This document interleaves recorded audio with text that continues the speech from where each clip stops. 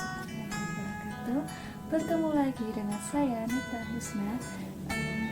Dalam video kali ini saya ingin bercerita singkat tentang kelahiran saya. Cerita tentang melahirkan. Di sini saya tidak bermaksud untuk mengadani kondisi jenisnya, itu tidak bermaksud untuk menakut-nakutkan, tapi berbagi pengalaman pribadi yang saya alami. Waktu itu saya melahirkan, ceritanya itu saya statusnya adalah placenta previa atau placenta letak rendah. Istilahnya adalah placenta previa. Waktu itu saya melahirkan, HPA-nya sebenarnya adalah tanggal 12 Maret, tapi waktu tanggal 3 Maret itu saya melahirkan, jadi maju 9 hari. Ceritanya adalah waktu malam hari itu jam 12:30 itu ada cairan yang keluar. Nah, itu saya sebenarnya nggak tahu ya, karena sebelumnya saya juga tidak merasakan kontraksi sama sekali. Cuma waktu itu saya lagi duduk, saya kebetulan waktu itu belum tidur, masih terjaga malamnya 12:30 malam itu ada cairan yang keluar yang tiba-tiba tidak terasa sekali. Itu cairan seperti ada darahnya, putih kental dan ada darahnya itu keluar dan berbunyi pluk gitu lah.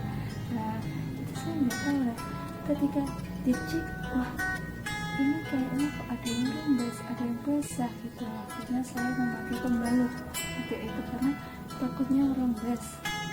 Jadi karena tengah malam itu saya langsung lahiran di bidan. Saya mencari bidannya ya tengah malam itu. Nah karena saya belum merasakan kontraksi dan nggak tahu ini, karena pertama itu pasti panik yang pasti, dan itu saya ya langsung nggak nunggu pembukaan keberapa ya, enggak ya, cuma menunggu kontraksi yang udah mulus banget enggak ya udah, kalau kita tunggu aja di bidannya aja daripada di rumah nanti ada apa-apa kan jadi repot. Karena pertama kalinya itu waktu itu karena takut merembesnya air ketuban, kan pikirnya tadi air ketubannya itu udah pecah gitu loh, udah keluar sedikit demi sedikit udah keluar. Nah itu sedangkan kontraksi belum kerasa. Nah dari situ saya dikasih tahu sama susternya itu, wah dia cerita begini, kalau udah keluar air ketuban tapi belum merasakan kontraksi, rasanya itu pernah ada yang akhirnya SC.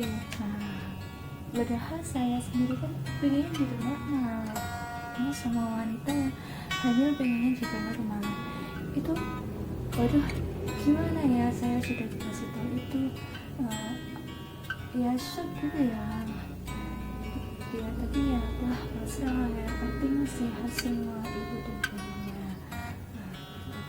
Terus ya kita observasi lah, akhirnya saya diobservasi sampai jam 6 pagi. Kalau misalnya tidak, pembukaannya tidak naik atau berhenti ya terpaksa saya juga harus langsung ke rumah sakit demi keselamatan semuanya. Nah akhirnya dari jam 1 itu saya biasa aja, ya ampun ya gak kerasa apa-apa. Jam 3 itu mulai kontraksinya, saya alhamdulillah senang banget. Karena apa? Karena kalau kontraksinya lancar, pembukaannya terus membuka, alhamdulillah semoga persalinannya lancar juga. Itu saya terus berdoa ya, apakah yang apa itu ya baik-baik ya, berpikir yang positif juga. Udah hilang keluar gitu ya. Saya juga berdoa dalam hati juga, alhamdulillah kontraksi ya. Nah ketika instan kontraksi mulai intens itu dimulai jam 4 subuh. Nah, jam 4 subuh itu kontraksi terus menerus. Nah, cek pembukaan itu masih pembukaan 3. Nah, dari 3 dari 9 itu ya lumayan lama lah, pikir saya seperti itu, tapi kontraksinya terus berhenti 1 menit lagi, kontraksi lagi ya, makanya nggak berhenti. Akhirnya jam 6 itu waktu observasi apakah pembukaannya bisa bertambah apa enggak, nanti kan bisa jadi jawaban aku nanti lahiran di bidan apa di rumah sakit ya. Itu jam 6 tiba, itu dicek lagi pembukaannya, akhirnya alhamdulillah nambah. Nah ya alhamdulillah, keseluruhan banget ya, nggak apa-apa kontraksi ya, nggak apa-apa lah sakit-sakit, yang penting nanti demi apa, demi buah hati kita gitu. Keseluruhan banget itu aku jalan meskipun itu rasanya nggak karuan, itu sakitnya itu nggak karuan, itu kontraksi, namanya kontraksi kan pasti sakit sekali. Itu aku jalan supaya pembukaannya cepat. Nah sambil gini pegangan terus naik turun itu supaya pembukaannya cepat. Nah ketika jam 6 itu pagi itu saya melakukan hal seperti itu, saya juga semakin sakit, tapi suster dan bidan itu menunggu jam 8, kalau nggak salah jam 8 udah ya, 2 jam kemudian jam 8 itu saya sudah merasakan kontaknya semakin kayak perut itu kayak mendorong ke bawah, kayak rasanya itu, maaf ya sebelumnya, rasanya itu seperti mau BAB gitu. Nah itu saya langsung bilang aduh rasanya seperti apa, akhirnya dibawalah saya di ruangan bersalin. Nah di situ saya melakukan persalinan di situ ya, itu udah aku dikuat-kuatin lah ya. Kebetulan ibu saya juga nggak bisa nunggu karena ada acara di rumah, jadi yang menemani saya adalah suami saya. Jadi ya kata ibu saya juga datang. Aduh waktu-waktu yang sangat sakral gitu ya. Itu saya itu waktu itu kan statusnya plasenta tak rendah, takutnya nanti yang keluar duluan adalah plasenta.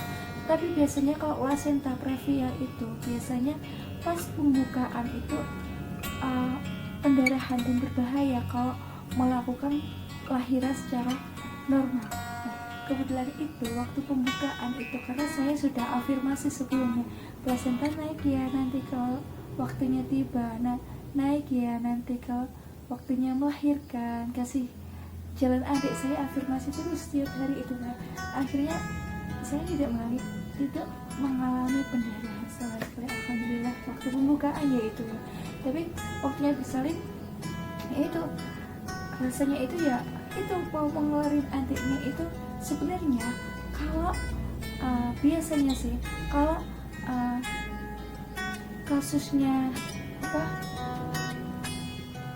air ketuban itu pecahnya pas lahiran itu enak, pas ngeluarin, pas ngeding, proses ngedingnya itu enak, langsung keluar biar bersama bayinya keluar. Tapi kan saya kan kasusnya itu ketubannya itu udah rembes duluan, KB namanya ketuban pecah dini ya itu ya.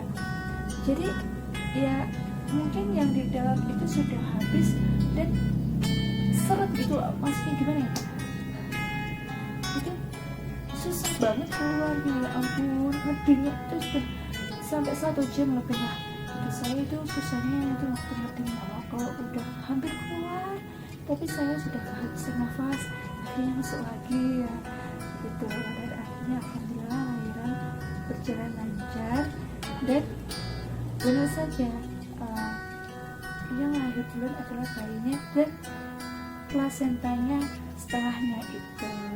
Alhamdulillah, terima kasih sudah menonton video saya tentang proses kelahiran. Semoga semuanya lancar dan sehat. Alhamdulillah.